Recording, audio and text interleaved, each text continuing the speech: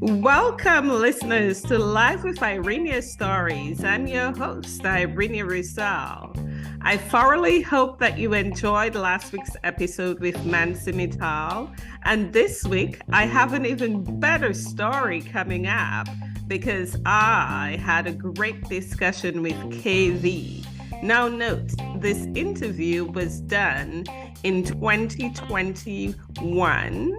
However, all of the information is so relevant to today. This is, I believe, one of the best interviews I've had since I've started podcasting.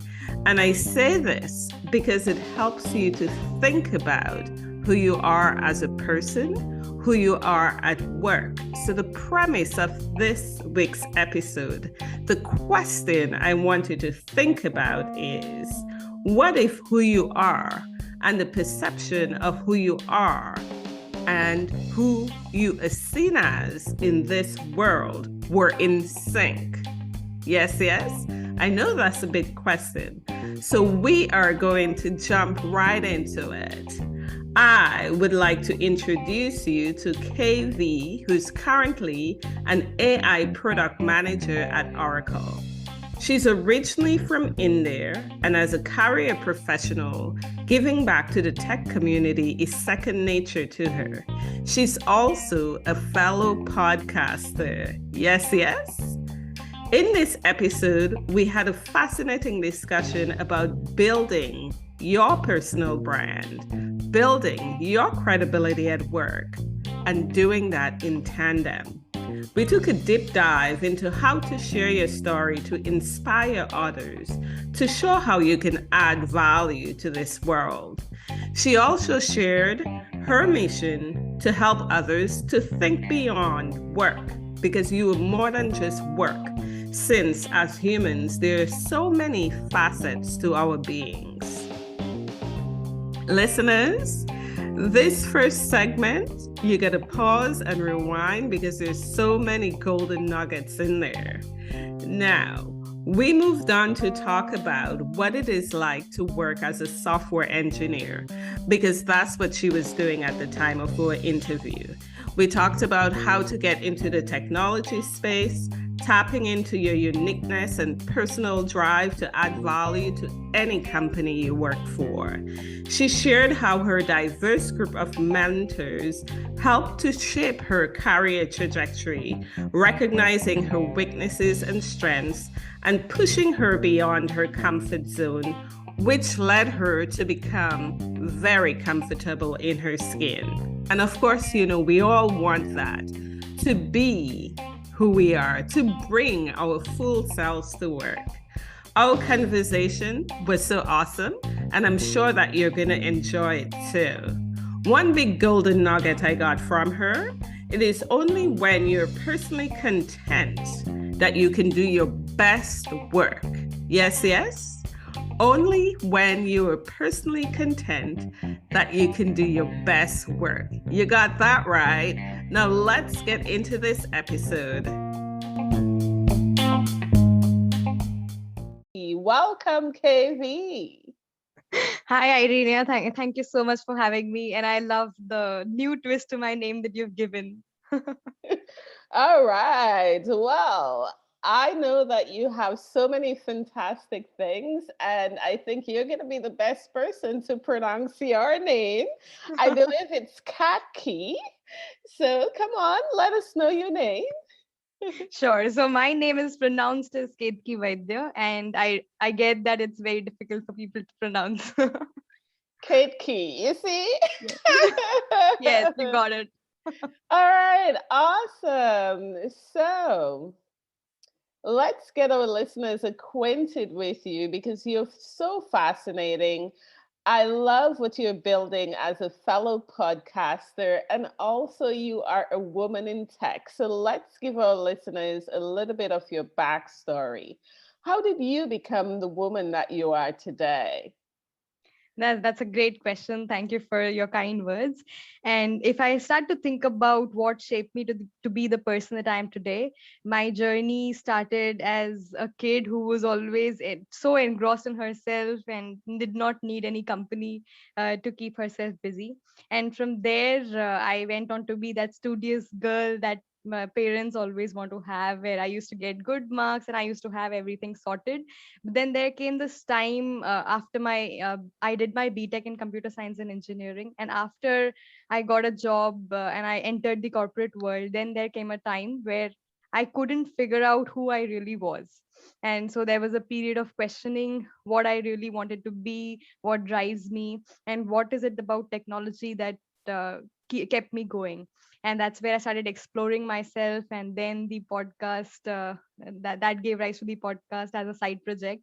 And all of that together, I think I'm still in the process of finding myself, but together now I think that I have figured myself out a little and I know what keeps me going.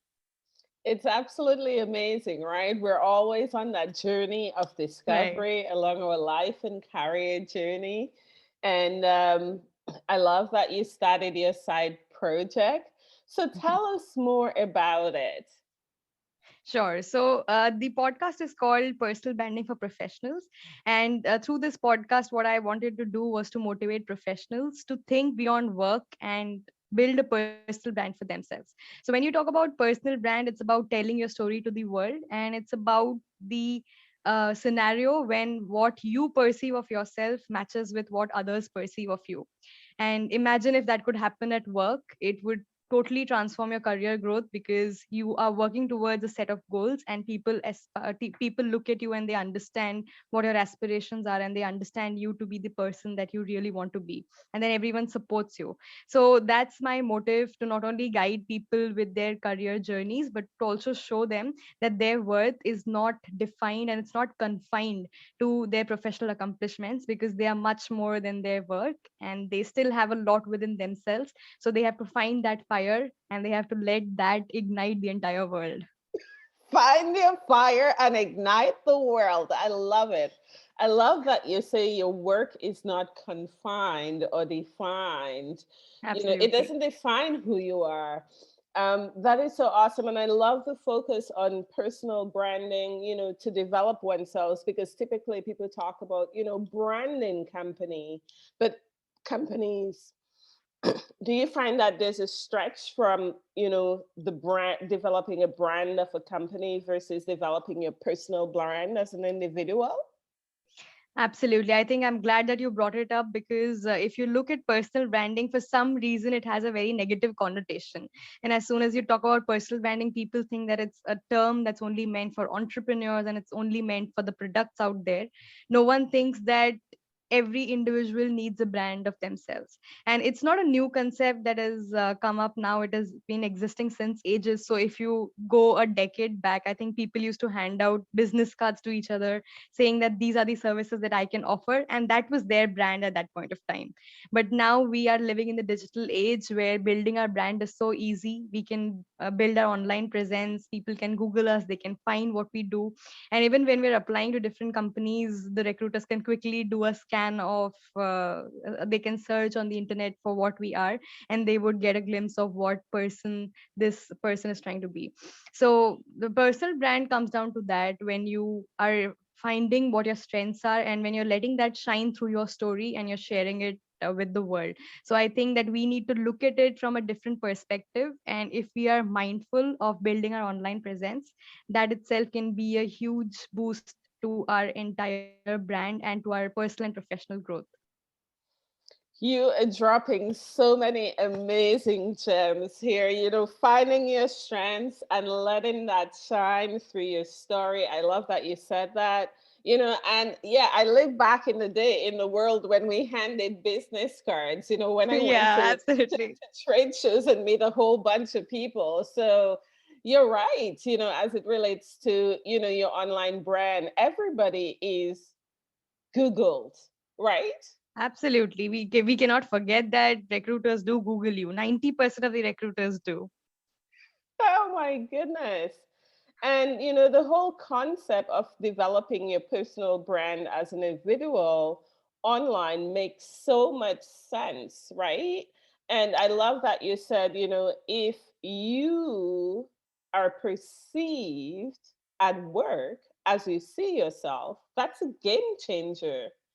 Absolutely, because a lot of times I've seen stories around me where people are working hard towards their goal, but for some reason the stakeholders view them as not being that dedicated or not being that loyal to the company. And then they eventually lose out on a lot of opportunities just because of that brand. And if they were only mindful of creating the brand that they're actually trying to be, then it would have led them to much more opportunities at workplace and it would have changed their careers. But they are just living in that illusion. Yeah. And for some individuals, will be like, well, I'm not a marketer, how do I create my brand? Where do I even start? What do you tell them? Absolutely. I'm so glad that you're bringing it up and we are covering all the aspects of personal branding. So when it comes to personal branding, I think people usually view it as a huge mountain that they cannot cross. And it's not such a big thing if you can be mindful and dedicate just 5 minutes every day towards building your personal brand. I think that would be more than enough. So you start first of all by googling yourself and see what comes up, because a lot of times we might have said some negative things here and there and they come up as the first thing when you search for your name. So the first part is to clean up what you don't want to be seen. Just clean up all those posts that you've given, or maybe some immature posts that you posted when you were 13 years old, and I'm cool and all of that, all of those posts, we all remember those. So try to clean that up because that can come up when recruiters search for you. And after that you would have to find out what is it that your niche would be. So when we talk about our personal brand, it is usually focused around one concept. So if you think of me, it might be personal branding. If you think of another person, it might be empathy. So think about what is that one message that you want to spread to the world. And if you were given a mic and if you could broadcast it to the entire world, what would that message be? And once you decide on that message, then you can either, then you have to find out how you would spread that message. So then comes choosing the channel that you are comfortable with. And it doesn't mean that you would have to start a podcast even if you don't want to do that. It can be anything. You, if writing is comfortable, you can write blogs about it. If you like making videos, then you can have a YouTube channel. And if you just want to start slow, then you could write blogs on some other websites, not have your own website, but just start small and take small steps. Eventually, as you figure out your journey, you will get feedback from people, and then you'll be able to tweak it. So I've also seen scenarios where people have changed their why completely. So they started with empathy, let's say, and then they totally turned to sympathy. So it can be anything, but unless you try, you're not going to get a hang of what has to be done. So just start choosing your message and choose a channel that you can spread it through. It can just be one channel. You can do a normal Instagram post, you can do a normal Twitter post, that should be fine. But just start with something and eventually you'll figure it out. I love it. Start small and grow. That's the message here. And I love that you said, if you were given a mic, what would that message be, right? Yeah. So the idea here is defining yourself and really knowing who you are as an individual and how you want to project yourself in this world. What is the contribution that you're going to make and sharing it with the world, right? Absolutely. And people think that they have to have all of it figured out before they start. But I can tell you that when you start with this process, you find a lot of things about yourself that you have not previously known. I started personally last year during the lockdown when I was very depressed. And along the journey, I found so many things that keep me driven. And I didn't know that it existed somewhere within me, but I've been able to unleash that potential, that creative potential within me. So you just have to start small, start with one step, and eventually everything will start making sense. You just have to be consistent. That's all that there is. I love it. Unleash the creative potential. Like, I can totally resonate with you because I too started my podcast last year to learn a new Okay. skill and, Absolutely. to interview people in my neck of the woods. And then I said, ooh, we were in lockdown. I was like, well, I might as well go find out what's happening in other places. And then I started interviewing my connections, from all over the world. And that is an amazing experience. And because everyone is right now locked up at their home and they are free for these virtual interviews. So we can totally make that happen. Absolutely. But what I love about it is that I was able to get an insight into what's happening on the ground. I mean, this is like a sidebar to our conversation, of course. But also, getting their stories, learning about their journeys, their career journeys, it really levels the playing field to know that, people are the same regardless Right. of geographic region. In terms of, we all have a story, we all have a journey, we're all trying to achieve something. And, by sharing that, we inspire others, right? Absolutely. And I think that we usually are trapped in a box where everything just seems like a limited potential for us, where we think that, okay, I want this goal, but it's going to be too difficult to accomplish. I want this in my life, but maybe it's too far fetched. Maybe I'm getting ahead of myself. But when you start talking to these people, you can view life from different perspectives and you understand that anything is possible. And that helps you to break your own ceiling and go out of your comfort zone and try to achieve something different. I absolutely agree with you. Let's break that ceiling together and share our stories and inspire others, right? Yeah, absolutely. That's the goal. All right, awesome. So, Katie, tell us about your journey in tech because I know that you are a career professional and you do have a day job. Absolutely. So, I after my 10th grade, I had to choose an elective. I had to choose a major for my college, and then I chose computer science because that seemed like the easier option at that point of time. There was physical education, which I wasn't into, and there were other majors that didn't intrigue me. So I chose computer science just to escape the other electives.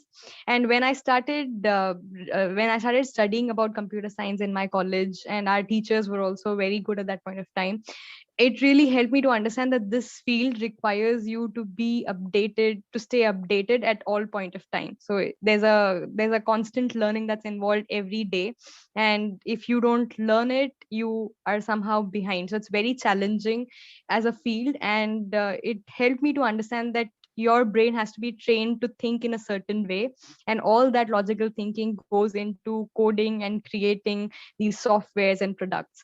So that entire scope that there was, I really liked it, and then I thought, this is the subject for me. I would have to make a career out of it. Yeah. So after my 12th grade, I got into an institute of national importance in India, and I did my BTech in computer science and engineering. So during my BTech, I had a lot of fields, and I understood that computer science as a field is a very vast field, and unless and until you narrow it down to a very specific aspect and perfect it, you're not going to stand out. So I drilled it down to machine learning and data science because that was the field that intrigued me the most. I had a few classes in my college around it, and I had a few electives around it. I had a few projects that I did, which really intrigued me more about this field. So I got into computer science, and I understood that data science is the field that I would make my career in.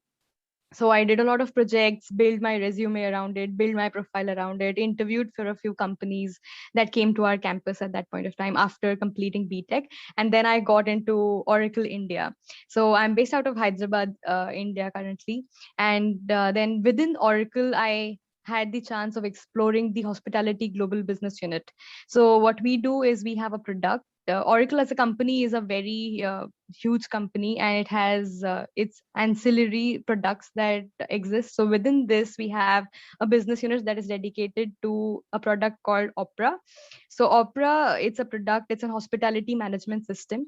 And what it does is it helps the hoteliers to improve their operational efficiency, and it helps the hoteliers to deliver exceptional guest experience when anyone comes to their hotel. So I thought that hospitality industry was all about just check in and checking out the guest. But then this is where I got into my company, and I learned so much functionally about this field. And it was very interesting to know that just the the time from check-in to check-out, just that involves so much for a guest, and so much that the hoteliers have to do to make sure that they are billing it correctly, to make sure that they are delivering all the amenities that the guest requires. So I loved the hospitality field that I entered into, but I wanted to make sure that I look at this field from multiple perspectives. So in the last 4 years that I worked with Oracle after my college, so I have a total of 4 years of corporate experience after getting into tech with Oracle India, and all of that in the hospitality global business unit. So I looked at hospitality from multiple perspectives, and so once I was in the sales and catering team, another time I was in another team. So I looked at all of this until I found a team that I loved working with. And this is the data science team. So I'm currently the lead of the data science team working for the hospitality global business unit. And what our job as a team is to make sure that we can look for those points within the product where we can use data and turn it into amazing insights for the hoteliers that will help them to maximize revenue, and that will make their job easy. So to put customers in the front of our eyes and to use empathy to drive the product development, that is a part that amazes me the most in the tech, and that is the aspect that I enjoy the most about this, that empathy is such a big part of what we do, that we put our customers first and everything else comes later.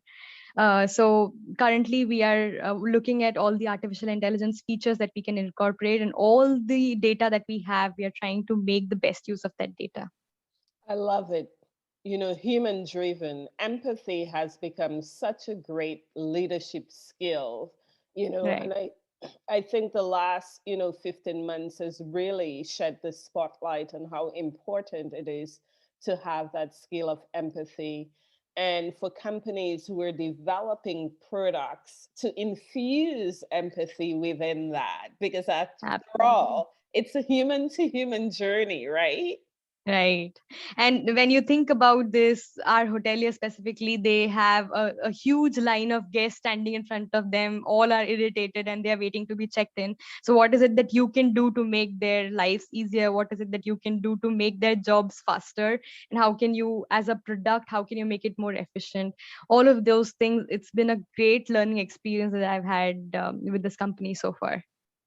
Well, KV, I'm sure you've had many experiences where people have touched your life in a very positive way, you know. So, how have mentors impacted your journey along the way into tech? Yeah. Absolutely. So this is a question that I don't get to talk about a lot, and I'm glad that you're asking me this.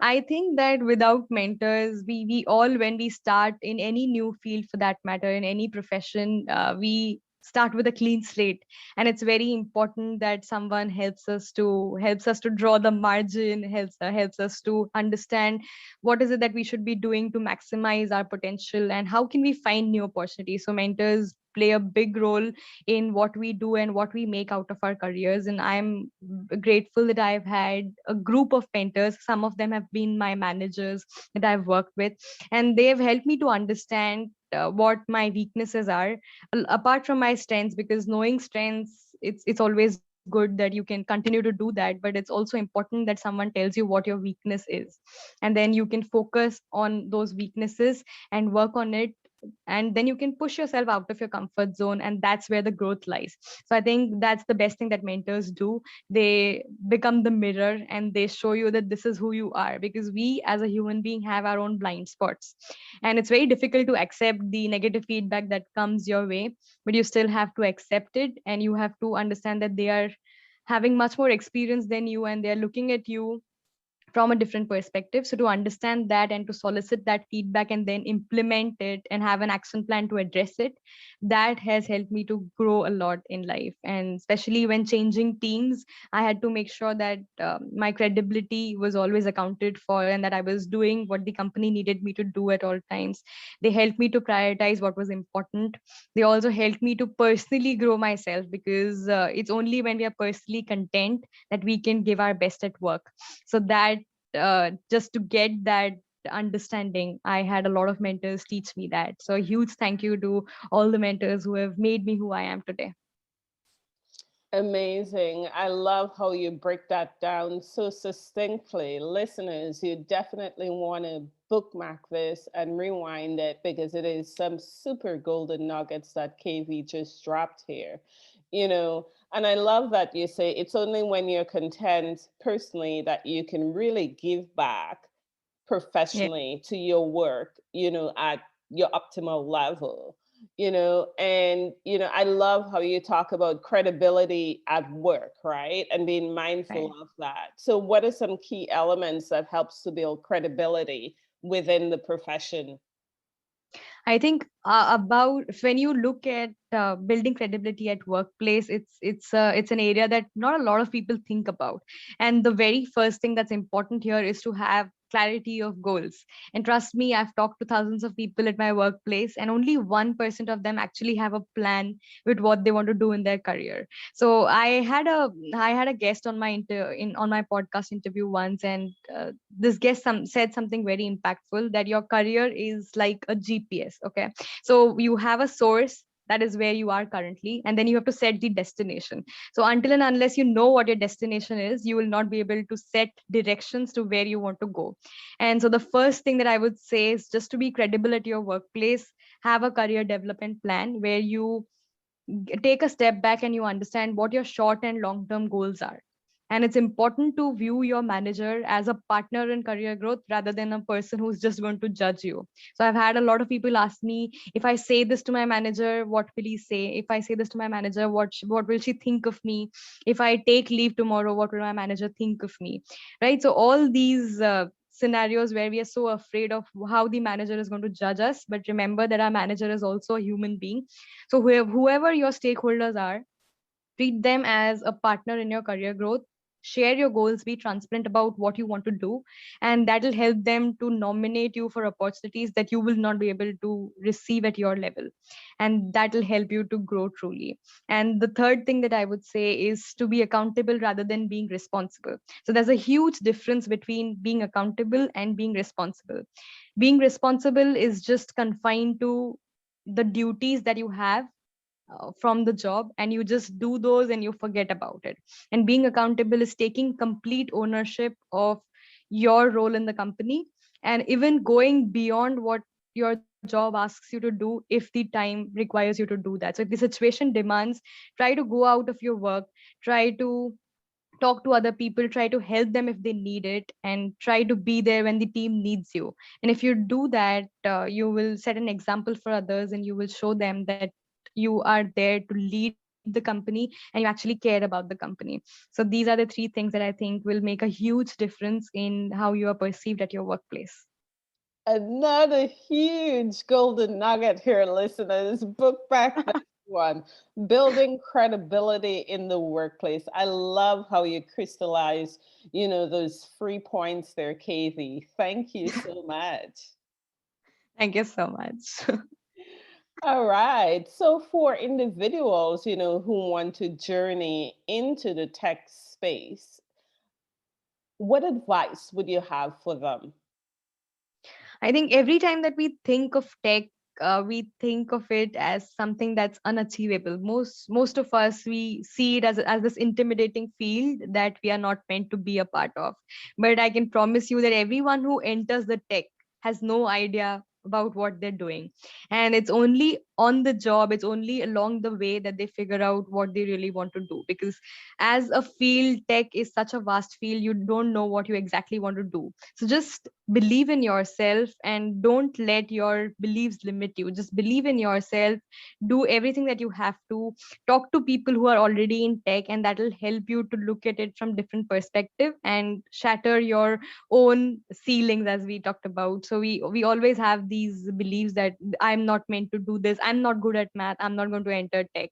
But it's not exactly what is required to be in tech. If you have the passion to build something creative, if you have the passion to solve the problems of the world, you are the best person to be in this tech, and tech needs you. And especially for women, I can tell you that there's such a lack of diversity in tech, and the more perspectives that we get, the more individuals we get, the more inclusive this entire industry is going to become.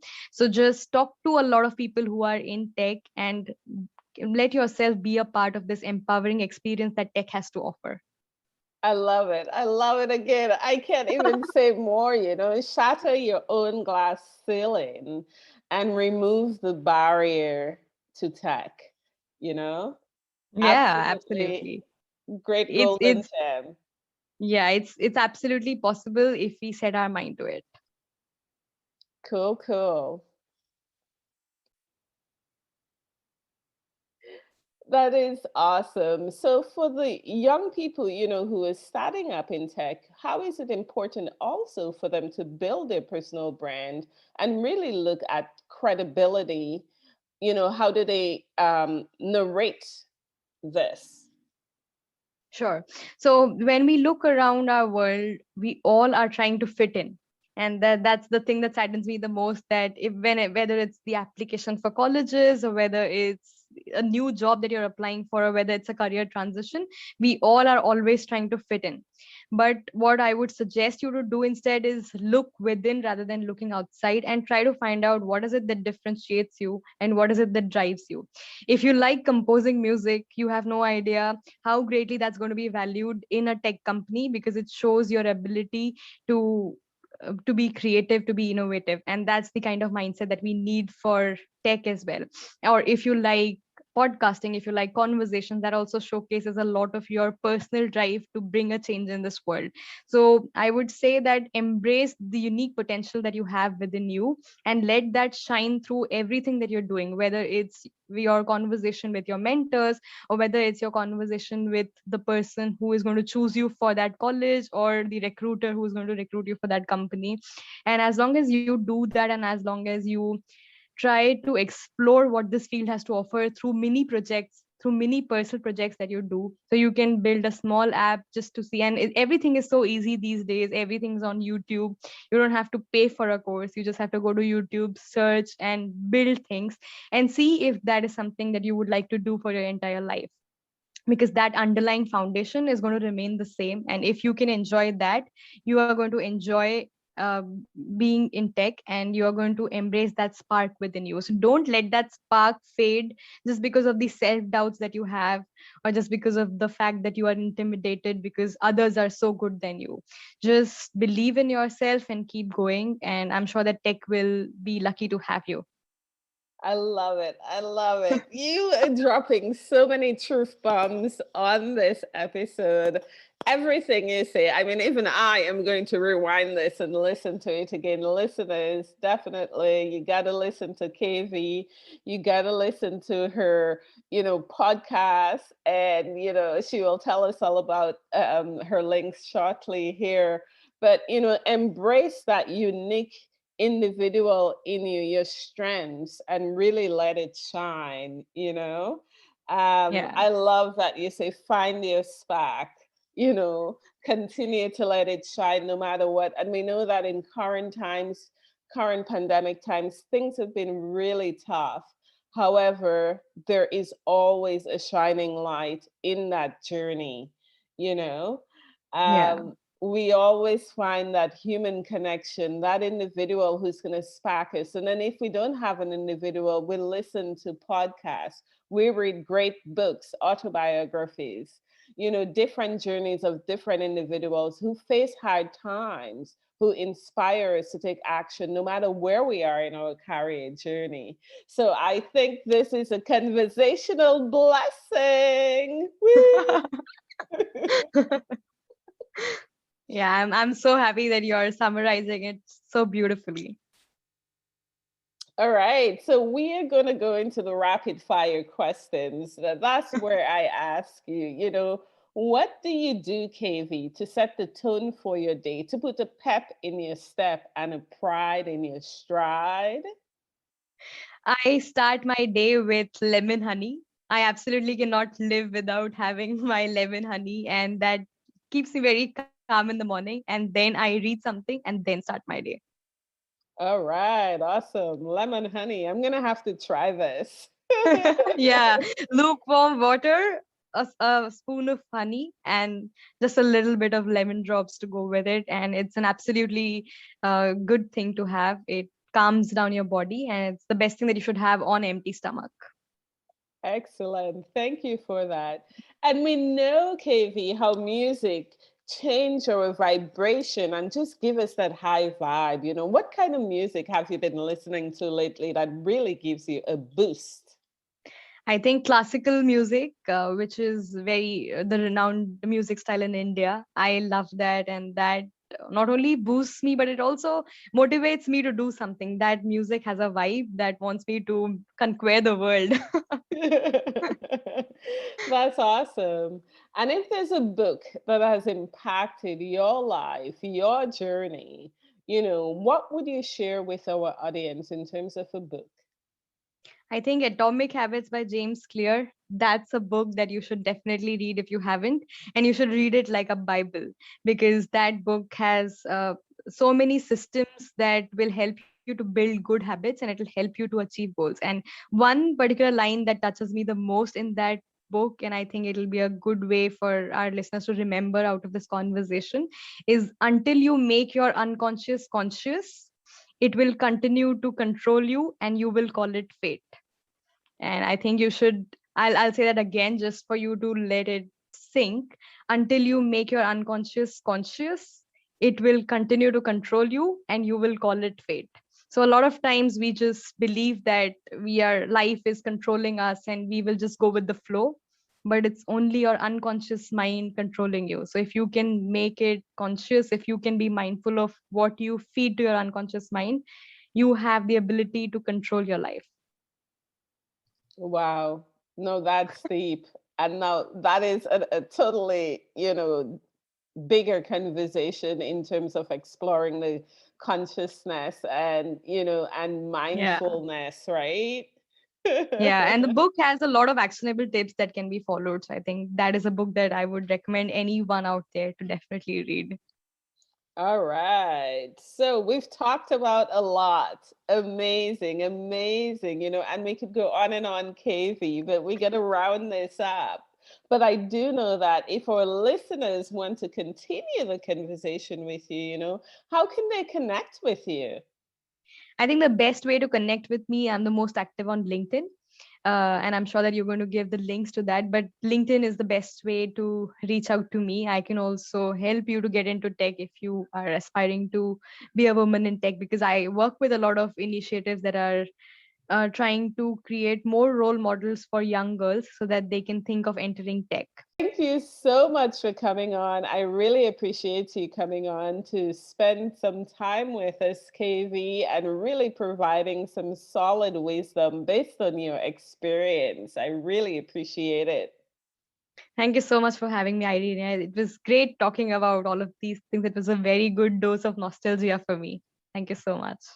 All right, you're welcome. Awesome.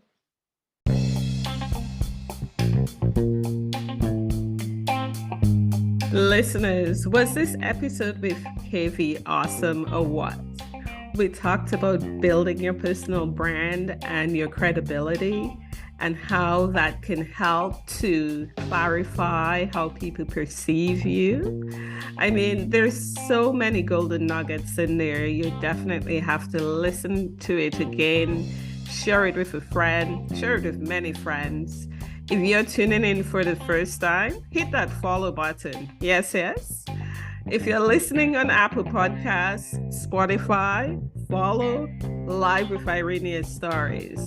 If you're listening hands-free, we are on Amazon Music, on your Alexa device, on your Echo device. Listen to us, okay? And another thing you should know, I'm taking guests on a rolling basis. So if you want to be a guest on the Live with Irene Stories, definitely send me your pitch. Go visit the website at www.ireneroussel.org. I will get back to you within 48 hours. After all, this is my side hustle.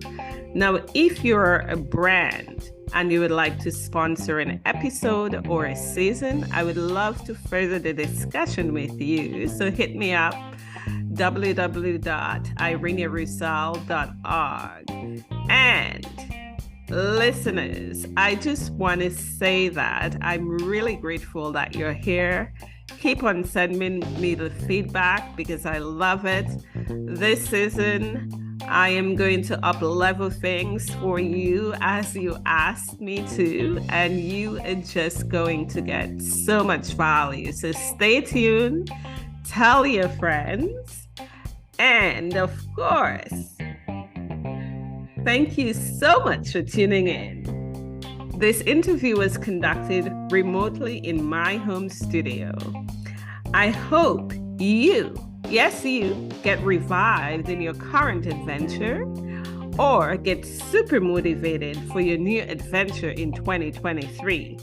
I am your host, Irene Roussel, and this is Live with Irene Stories.